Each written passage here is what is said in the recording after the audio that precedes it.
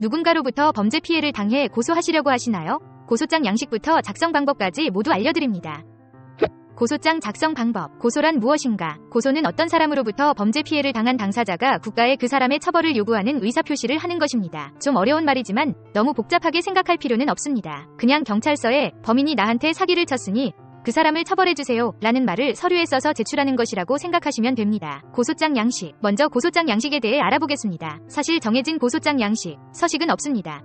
이 영상에서는 검찰청, 경찰청에서 제공하는 고소장 표준 양식을 기준으로 설명하겠습니다. 영상 및 더보기에 해당 다운로드 링크를 눌러 고소장 양식을 다운로드 받으셔서 사용하세요. 자, 하나씩 상세히 알아보겠습니다. 1. 고소인. 고소인은 바로 본인입니다. 본인이 처벌을 요구하는 의사표시를 하는 것이죠. 그리고 고소는 본인뿐만 아니라 법정대리인, 고소대리인도 고소를 할 수 있습니다.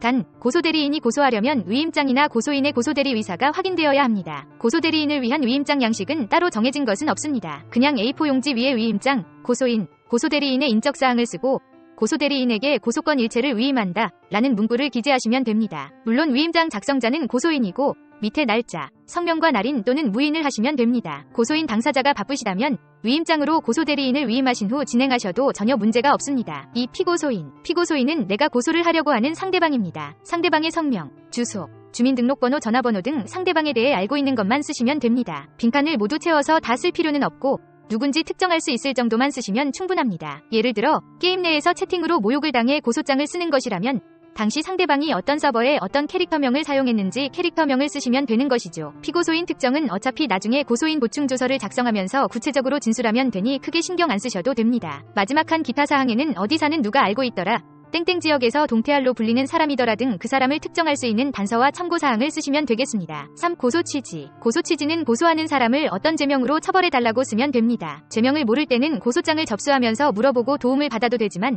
고소를 하는 입장에서 상대방이 어떤 잘못을 해서 무슨 죄에 해당하는지 정도는 알고 있어야겠지요. 4. 범죄사실. 범죄사실은 고소를 처음 하시는 분들에게는 다소 당황스러운 항목입니다. 범죄사실이라고 해서 너무 복잡하게 생각하지 마시고 우리가 어렸을 때 배웠던 육하원칙에 맞춰서 사실관계를 기재하시면 됩니다. 해당 칸에 피해를 당한 일시, 장소, 방법, 피해 결과 등을 구체적으로 기재하여야 하며 주관적 사실이나 자신의 생각 등은 배제하고 객관적 사실으로 확인되는 사실을 기재해야 합니다. 모욕죄에 대한 고소장 범죄사실 예시문을 한번 볼까요? 피고소인 김땡땡은 2020.3.14.13경 서울시 땡땡구 땡땡동에 있는 땡땡 아파트 입주민들이 가입한 땡땡 아파트 땡땡 카페 자유 게시판에 이개똥 개XX가 아파트를 말아먹으려고 한다. 집에서 잠이나 쳐 잘 것이지 어디서 게이야 라는 글을 게시하여 공연히 고소인 이개똥을 모욕하였다. 이렇게 피해를 당한 사실에 대해 예시문처럼 객관적인 사실에 대해 쓰면 되니까 너무 겁먹지 말고 거침없이 범죄 사실을 써보시기 바랍니다. 5. 고소이유. 고소이유는 말 그대로 내가 어떻게 범죄 피해를 당하게 되었는지, 피고소인의 행위로 인해 구체적으로 어떤 피해를 당했는지, 왜 고소를 하는 것인지 이미 기재한 범죄 사실을 뒷받침하여 작성하면 됩니다. 주의할 점은 고소이유를 감정에 북받쳐서 쓰시게 되면 자칫 고소의 논점을 벗어나 하소연만 줄줄이 쓸 수 있으니 되도록 간략하고 명료하게 기재하시기 바랍니다. 6. 증거자료. 제출할 증거가 있는지 체크하는 것으로 대부분 제출할 관련 증거자료를 확보한 상태에서 고소를 하기 때문에 증거가 있습니다에 가볍게 V 체크해주시기 바랍니다. 잘 모르겠으면 그냥 빈칸으로 놔두셔도 괜찮습니다. 그리고 그냥 내가 생각하는 증거자료, 이 자료들이 피고소인의 처벌에 도움이 되겠다고 생각되는 건 모두 증거자료라고 생각하고 기재하셔도 좋습니다. 7. 관련 사건의 수사 및 재판 여부. 중복 고소 여부는 같은 고소 사실에 대해 다른 수사기관에 고소를 했는지 물어보는 것으로 없습니다에 V 체크해주시면 됩니다. 여기서 주의할 점은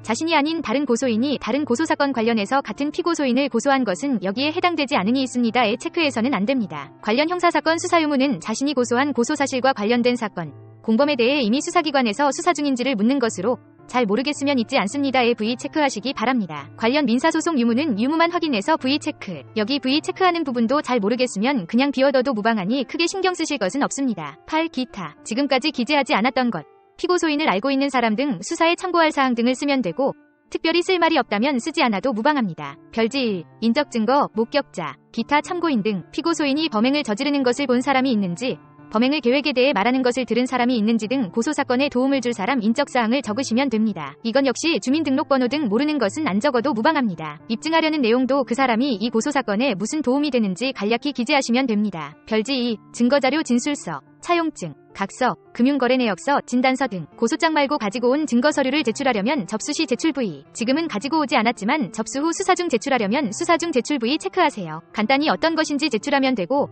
여기에는 다른 사람이 작성해준 진술서 등도 포함됩니다. 별지 3. 증거물. 고소인 입장에서 증거 서류인지 증거물인지 잘 구분이 되지 않을 때는 서류인지 물건인지만 구분해서 쓰면 됩니다. 추후 이 사건 관련해서 경찰서에 출석해서 진술할 때 추가로 진술하면 되니 그냥 간단히 쓰시고 없으면 안 쓰셔도 됩니다. 별지 4. 기타 증거. 증거 서류. 증거물 외에 다른 증거가 있다면 쓰면 되고 이미 모두 썼다면 공란으로 남겨두세요. 지금까지 설명한 대로 양식에 맞게 차근차근 고소장을 작성한 후 고소장을 가지고 경찰서에 갔다면 접수할 때 시간이 그리 오래 걸리지는 않을 것입니다. 이미 완벽에 가깝게 썼기 때문이죠. 이제 고소장을 접수하러 가시면 됩니다. 지금까지 고소장 양식 및 작성 방법 등에 대해 알아보았습니다. 더욱 자세한 내용들은 사이버범죄연구소 사이트에 있는 포스팅을 참고하시기 바랍니다. 영상 봐주셔서 감사합니다. 사이버범죄연구소를 구독하고 최신 범죄 수법 및 예방 정보를 실시간으로 확인하세요.